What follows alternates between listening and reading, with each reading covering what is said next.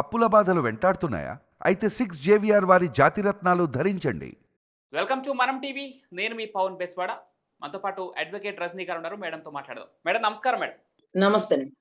Perni Nani, Perni kit వీళ్ళపైన ఇప్పటికే అక్రమ ఇళ్ల పట్టాల పంపిణీ కేసు ఉంది. అయితే వీటిలో వారికి నోటీసులు జారీ అయ్యి ముందస్తు బెయిల్కి అప్లై చేసుకున్నారు. ఇదంతా నడుస్తూ ఉంది.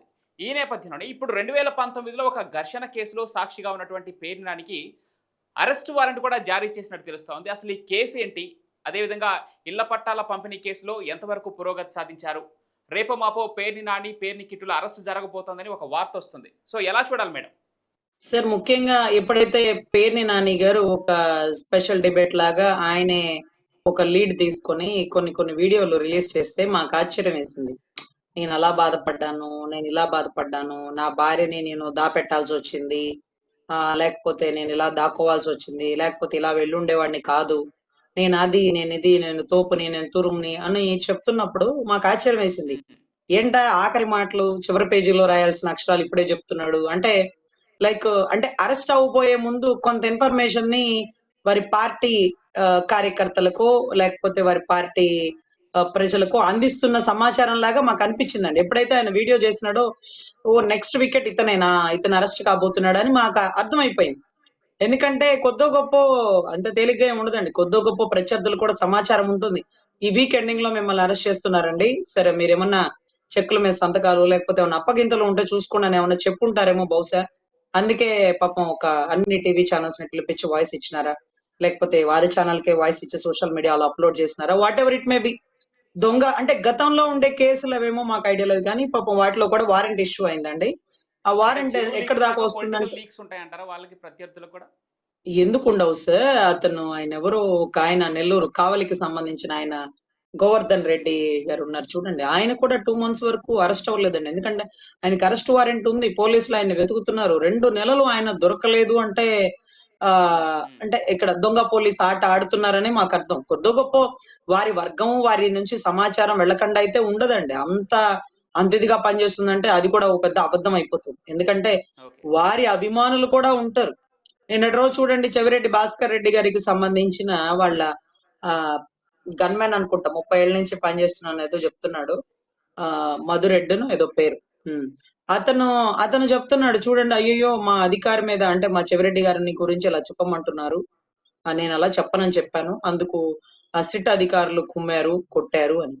సిట్ అధికారులు కారు ఎక్కిన దగ్గర నుంచి బయటకు లోపలికి వెళ్లే వరకు ప్రతిదీ సీసీ ఫుటేజ్ అండర్ రికార్డ్ గా జరుగుతుంది. ఎప్పుడు కొట్టారు, ఎప్పుడు కుమ్మారు, వారు సరిగ్గా కుమ్మితే మీకు అసలు ఇంత సమాచారం చెప్పేది ఉంటదా? మీరు అంత ధైర్యంగా చెప్పినారంటే వారు ఒంటి మీద చెయ్యలేదనే కదా.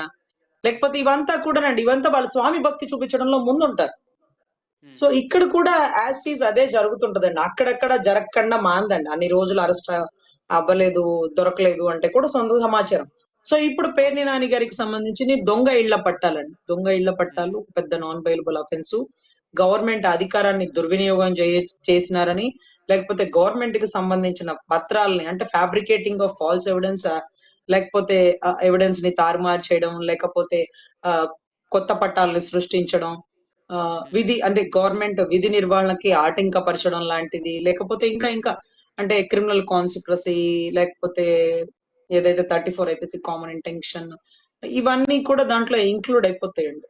అంటే ఇళ్ల పట్టాలని ఎలా ధృవీకరించి ఇవ్వాలో అలా యాజ్ గా ఫేక్ వాటిని సృష్టించి కొంతమంది లబ్ధిదారులని మోసం చేసి ఇదే ఒరిజినల్ ఇళ్ల పట్టాల్లాగా వాళ్ళ చేతికి అందిస్తూ వాళ్ళని మాయ చేసి మోసం చేసినారని ఆ దొంగ ఇళ్ల పట్టాలు ఎవిడెంటరీతో నిరూపితమై ఎన్ని దొంగ ఇళ్ల పట్టాలు ఇచ్చినారు అంటే, పట్టా అయితే వారి చేతికి ఇచ్చినారు, భూమి ఎక్కడుందో తెలియదు, ఒకటే నెంబర్ పెట్టి 4-5 పట్టాలు ఇచ్చేసినారు, అవన్నీ ఫేక్ పట్టాలు.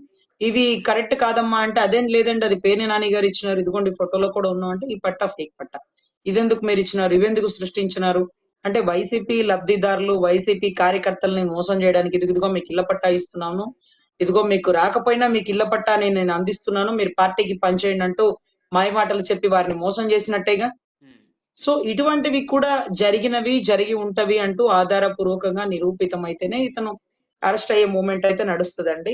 What ever it may be, ఇతనికి అరెస్ట్ సూచన అనేది ఉంది, అది అతనికి కూడా తెలుసు. అంటే వల్లభనేని వంశీ గారు వెళ్ళిపోయిన తర్వాత నెక్స్ట్ వికెట్ కొడాలి నాని అవుతాడేమో అనుకుంటే ముందే జారింది బకెట్, వెక్కినాను మంచమంటూ ఆయన గుండెపోటు, ఇంకో పోటు అంటూ మంచం ఎక్కేసినారు ఆల్రెడీ ముందుగానే. సో వల్లభనేని వంశీ గారి తర్వాత నెక్స్ట్ వికెట్ ఎవరు అంటే రెడ్ బుక్ పరిపాలన అనే కంటే రెడ్ బుక్ తో ఏం పనండి, తప్పు చేసినారు, శిక్ష అనుభవిస్తున్నారు. దొంగ ఇళ్ల పట్టాలు ఇవ్వమని ఎవరైనా చెప్పినారా? ఆయనే ఇచ్చుకున్నాడు, ఆయనే అరెస్ట్ అవుతున్నాడు. గతంలో జోగి రమేష్ గారు కూడా నాకు కూడా ఏం తెలియదు అన్నట్టుగా చెప్తూ అగ్రిగోల్డ్ భూములకి తక్కువ పట్టాలు సృష్టించి వాళ్ళ కొడుకు పేరుతో రిజిస్ట్రేషన్ చేస్తే వాళ్ళ కొడుకును కూడా అప్పట్లో ఎత్తినప్పుడు అతను చెప్పినాడు, అరే రే నేను ఇది నిజమైన భూములు అనుకున్నాను, అవి అగ్రిగోల్డ్ భూములు అని మాకు తెలీదు, అది ఇదంటే ఏదో మాయ మాటలు చెప్పినారు.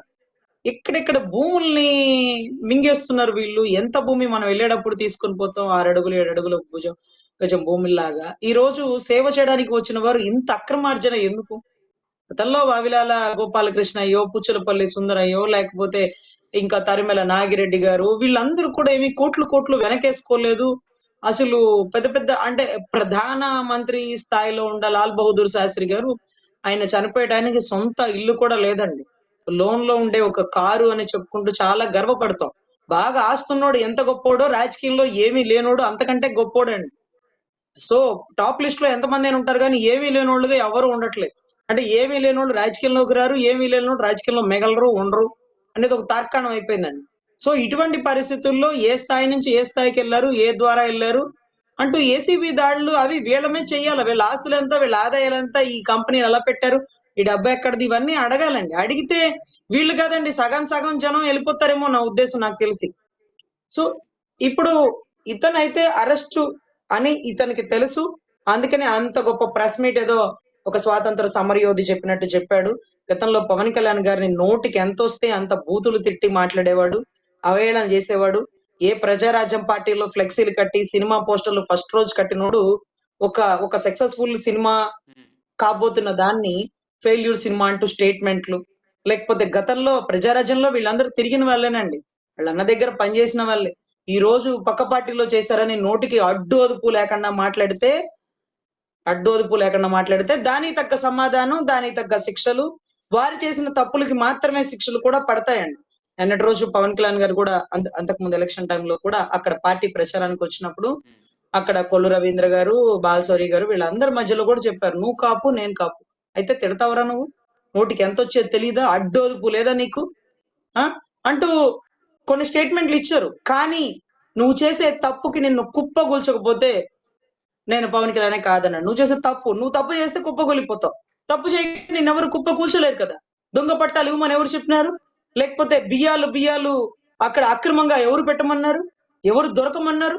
సో అన్ని స్టెప్ బై స్టెప్ ఒకరి తర్వాత ఒకరి భాగవతం బయటకు వస్తుందండి. 100% అరెస్టుకి రంగం సిద్ధం అవుతుంది. తప్పు చేసిన వాడు ఎంతటి వాడైనా, ఏ అధికార మదంతో ఉన్నా, ఎంత డబ్బున్నా, ఏ కులమైనా, ఏ మతమైనా శిక్ష తప్పదు. అది రాజ్యాంగబద్ధమైన పరిపాలన. Right madam, thank you so much. నమస్తే అండి.